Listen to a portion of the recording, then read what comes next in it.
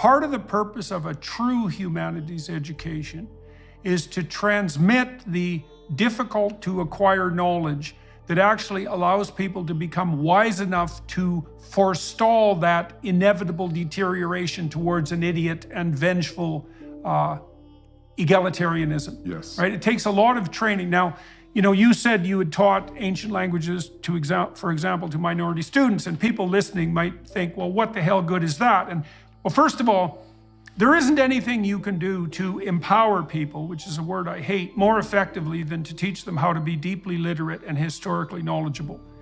If you're looking to facilitate people's ability to make positive changes in their own life, there is nothing you can do that's more helpful to that than to make them literate.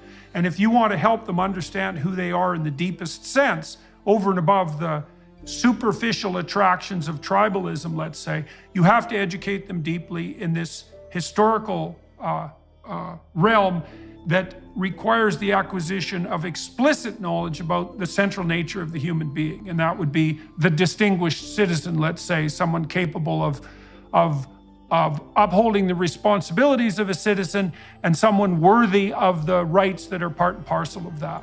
And without a deep humanities education, all of that disappears because it has to be transmitted explicitly.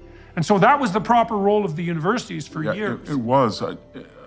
As I envision it, our role was twofold. That we were going to teach a method, the inductive method, as opposed to the deductive method, so that people, when they looked at the human experience via art or literature or history, they would look at exempla, and then they would come to a general overriding conclusion that took the evidence, rather than say, I have an idea and I'm going to cherry pick the evidence. That was one thing that we taught, the Socratic inductive method. The other was we had to give them some kind of arsenal or realm of knowledge or referent point. So I know I used to Xerox maybe 500 terms, ionic order or non-compos mentis, anything I could give as an architecture. And then everybody made fun of multiply. We had mostly essay tests, but I always thought there was a value in a multi-choice test. And key dates, generals, I would always say to the student, when you leave here, I want you to know how far Sparta is from Athens. I want you to give me 3 reasons quickly why the Mycenaean Empire collapsed. And it was funny because some of our students would sit in on interviews from Ivy League professors, and they would ask these questions. And these professors, I should say ABDs, didn't have any answers for them. They had no practical knowledge. And then one student said to me, well, why are we doing this? And I said, well, it's so that you don't have to repeat every life experience that you have. You're going to learn what is wise and stupid by experience, and often that experience is going to be deleterious to your character or your fortune, but you don't have to fatal. Yeah, you don't have to do that all the time. If you think that sometimes people who are right are punished, or the more moral a person is, the more that he's hated, it's not you alone that experiences that. You can find comfort in Antigone. Or if you can say the race goes not to the swift, and why I had a student came in and he said, you know what, I'm the best tackle on the team, but I never get a chance to play because I don't kiss up. And I said, then you're old Ajax, and what are you going to do about it? But that's the dilemma of Ajax and the Sophoclean play. Right. So that was some of the things in a more pragmatic sense the humanities were able to do. They were able to give a person a whole reference of knowledge so that they didn't have to live out and learn something by rote or they had an example. And the other thing is it gave them a sense of beauty and style. That's not optional. That's not optional for human beings. I mean, we are linguistic creatures, and we require an awful lot of cultural programming. I think we do. And every culture knows that. And so we're definitely in the situation where if we don't inculcate the wisdom of the past into our young people, then they are forced to regenerate that wisdom through painful and often fatal experience. Those are the options. And to study history and the humanities is to arm yourself against the sea of troubles and to become literate. And that is the core of the universities, and the universities have definitely abandoned that in the favor of this idiot narrative. You know, here's something you might find interesting. So I did a research study with one of my students just before I was basically, kicked out of the university for being persona non gratis.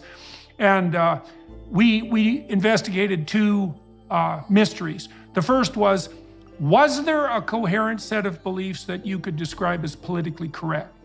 And the way we investigated that was to produce a very large body of political statements, and then to find out the degree to which people agreed with them, and then to analyze them statistically to see if there were patterns of belief.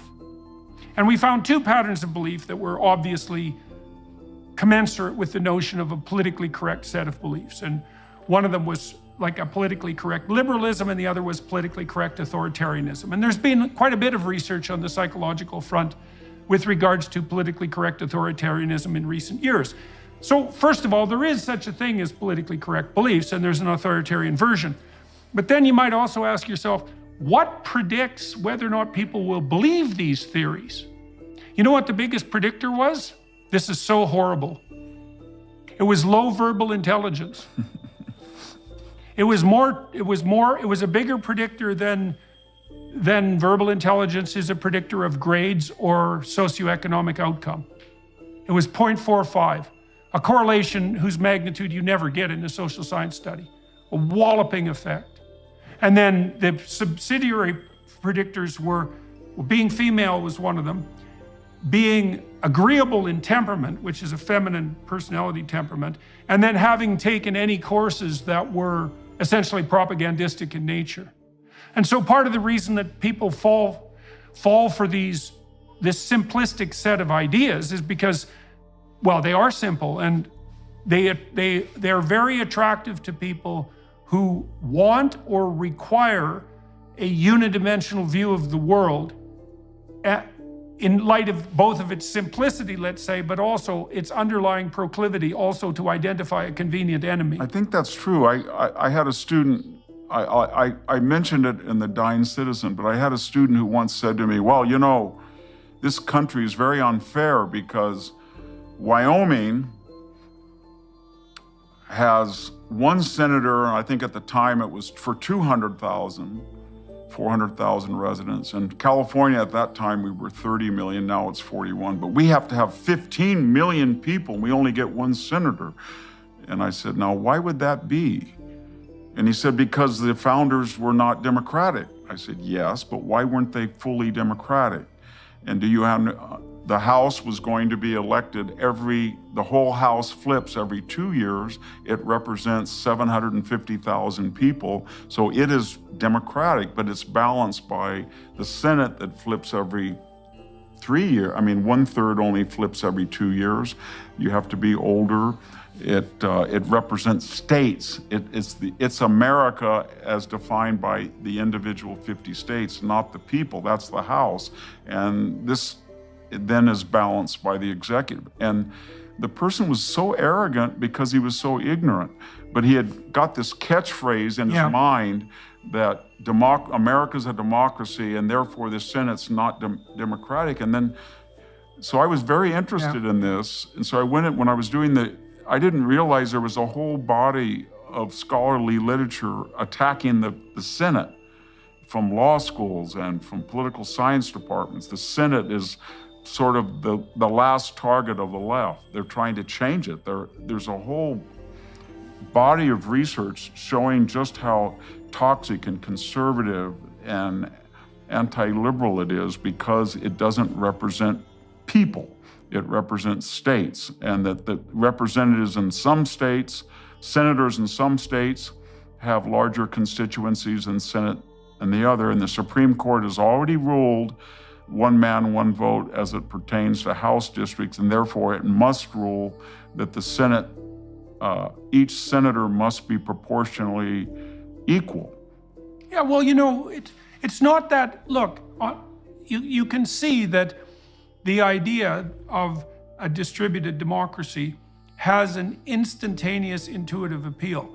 it takes a lot of sophisticated thinking before you can understand that there have to be intermediary institutions, right? And part of the purpose of a humanities education was to give people that wisdom. Absolutely. Say, look, the problem with radical democracy is that it can degenerate into rule by the mob, yes. like impulsive rule by the mob. And that's the danger of populism, for example. And I do believe that, you know, there are stellar opportunities on the educational front at the moment as the responsibility for proper education is abdicated by the universities. There's an economic opportunity and a conceptual opportunity. And, you know, the US is a pretty damn dynamic place on the entrepreneurial front, and it certainly might be the case that new institutions will arise to fill the void that's left by the universities as they collapse. And it might be that places like Hillsdale are on the forefront of that. We'll see how that happens.